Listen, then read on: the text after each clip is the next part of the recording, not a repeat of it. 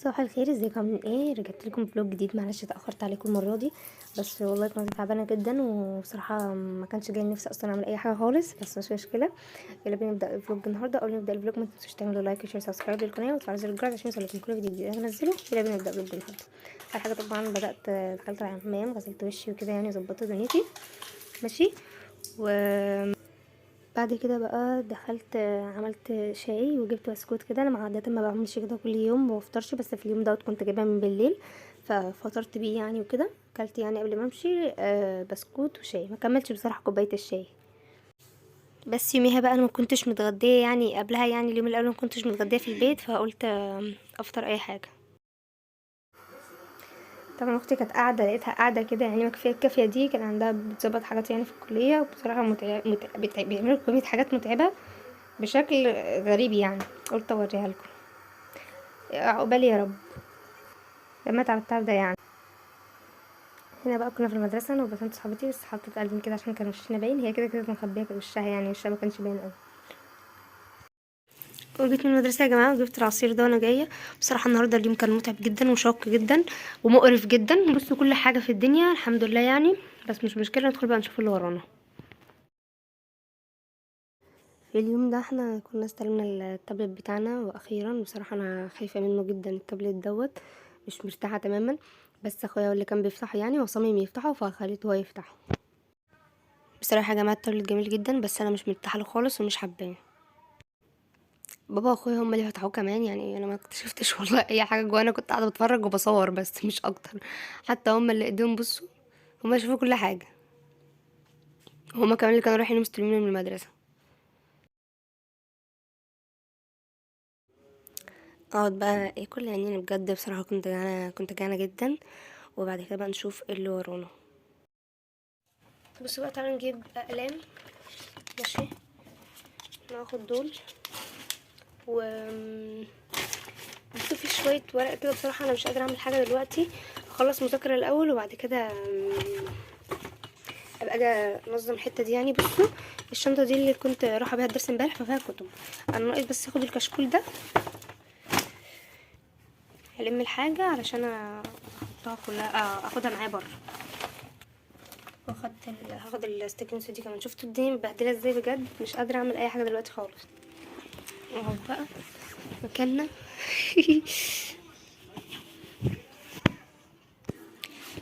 راح بقى الدرس التاني.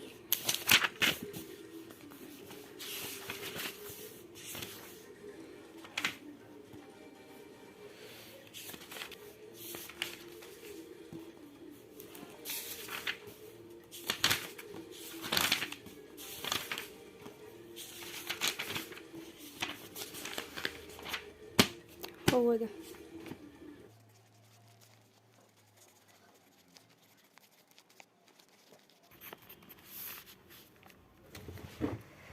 وبدأت بقى بنات احفظ الدرس التاني. طبعا كل ده فات احنا بنراجع عليه، بس حرفيا احنا كنا ضايعين انا وشويه من صحابي كده. كان اصلا حاجات كتيره جدا، بس الحمد لله بدأنا نلحق نفسنا.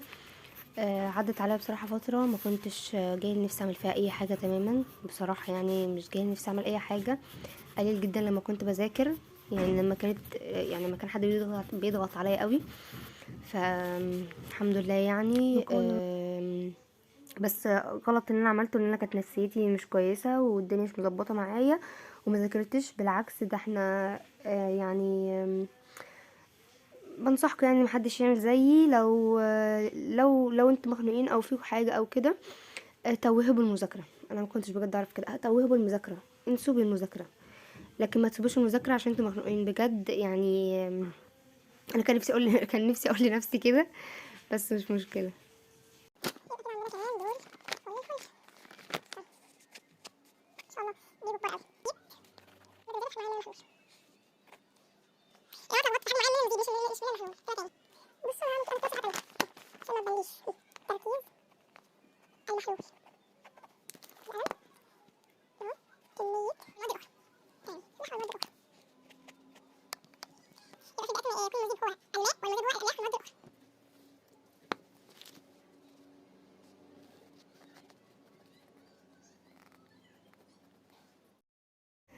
رحت الدرس بتاع العلوم وجيت كان عندي كتاب التقييمات كتير قوي.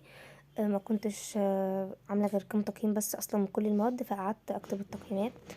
هبدا دلوقتي مع صحابي بعتلهم لي على الواتساب.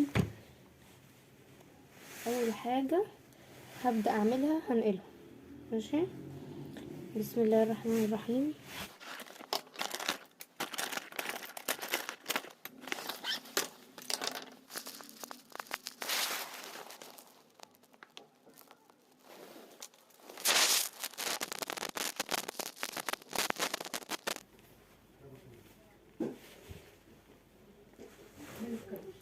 بصي يا بنات، بصراحه انا خايفه من التابلت جدا. احنا استلمناه وفي ناس فرحانه، الناس اللي فرحانه دي الظاهر ما شافتش قبل كده اللي كان بيحصل في التابلت. بجد هو مش كويس خالص، مش احسن حاجه. انا بالنسبه لي الورقي، الامتحانات الورقي احسن بصراحه، احسن بكتير. اه نماذج مختلفه ومش مشكله، عادي مفيهاش مشكله يعني. بس على التابلت لا، ورقي احلى. لاني انا كان قبل مني كتير قوي يعني ولاد خالاتي واختي وكده وكانوا في الثانوي، وبجد مش كويس خالص نظام التابلت دوت. بس هنقول ايه، كده كده اتفرض علينا فهنحاول. انا بصراحه خايفه منه جدا، خايفه منه جدا، وعمالين يخوفونا منه كتير. بس ان شاء الله باذن الله هتعدي على خير. واحنا ممكن نكون خايفين قوي علشان اول تجربه، فان شاء الله باذن الله كده نعدي السنه دي على خير. انا مش مصدقه بصراحه ان الترم الاول خلاص خلص، فاضل لنا عليه يجي شهر بس، ومرعوبه جدا من الامتحانات. انا مش مخوفني في الامتحانات غير التابلت بس والله. بس احنا كل اللي مطلوب مننا ان احنا نعمل اللي علينا ونذاكر كويس، ده اللي مطلوب مننا، والباقي على ربنا ان شاء الله. ونثق في ربنا، وباذن الله ربنا مش هيخيب ظننا ابدا. وبس يا بنات، ده كان فيديو النهارده، ويا رب يكون الفيديو عجبكم. واسفه على التاخير الكبير دوت، بس حاول والله بجد كل ما اقولها حاول اظبط الدنيا، مش عارفه خالص لان الترم دوت كان صعب جدا، ملخبط من كل حاجه، فالدنيا معايا كانت ملخبطه. بس ان شاء الله باذن الله نستقر. وبس ده كان فيديو النهارده، لو يكون الفيديو عجبكم، والسلام عليكم ورحمه الله وبركاته.